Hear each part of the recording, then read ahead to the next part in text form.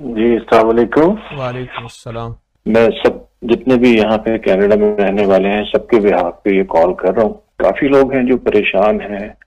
تکلیف میں ہیں اور آپ سے بات کرنا چاہتے ہیں، جی لیکن یہ کہ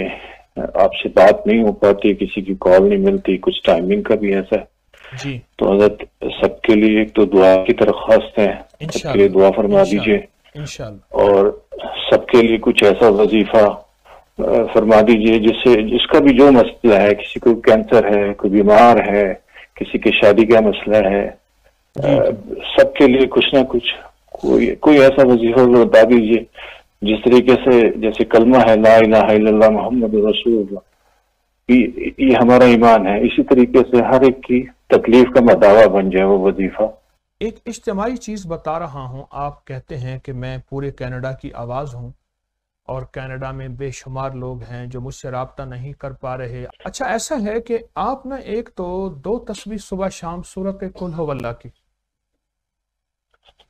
2 جی تسبیح صبح انشاءاللہ شام سورۃ قل ھو اللہ کی پوری امت کو بخشیں۔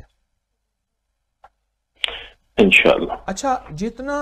طاقتور دعا ہوگی اتنا طاقتور اس کا رد عمل ہوگا، آؤٹ پٹ اتنا زیادہ طاقتور ہوگی۔ میں کہ جو جی حضرت قبرستان جتنا بڑا ہوگا اور جو قبرستان والوں کے لیے دعا کرے گا اس میں جتنی میتیں ہیں اس کے بقدر اس کو 100 ملے گا، اور جو پوری امت ہے اربوں انسان ہے، اربوں، وہ اس کا کریم کا معاملہ ہے، بخشے یا نہ بخشے۔ ہمارا کام مانگنا ہے، سب کے لیے مانگنا ہے، دل میں سب کے لیے رواداری خیر خواہی کا جذبہ ہو۔ تو میں نے جس کو یہ عمل انشاءاللہ بتایا ہے، اور آج میں فیصلہ کن عمل بتا رہا ہوں، پوری دنیا میں جتنے ہمارے مخلصین سننے والے ہیں، 2 تسبیح صبح شام سورۃ قل ھو اللہ کی اول آخر 3 دفعہ درود شریف اور ہر دفعہ بسم اللہ الرحمن الرحیم ساتھ ہو، پڑھ کے اس کا ثواب حضور جی کی پوری امت کو پہنچائیں، جن کو کوئی جاننے والا ہے یا نہیں، جو مر گئے، جو باقی، جو آنے والے، اور پھر اپنی مشکل انشاءاللہ پریشانی اور الجھن کے لیے دعا کریں۔ ایک تو یہ معمول بنا لیں، اور دوسرا جی حضرت آیت کریمہ والے نفل ہیں جس کے ہر سجدے میں سبحان ربی الاعلیٰ کے بعد 40 بار آیت کریمہ پڑھنی ہے۔ یہ 2 تحفے میں آپ کو جی دے رہا ہوں، انشاءاللہ اور یہ آیت کریمہ والا نفل دن کے کسی وقت میں جب آپ کو سہولت ہو،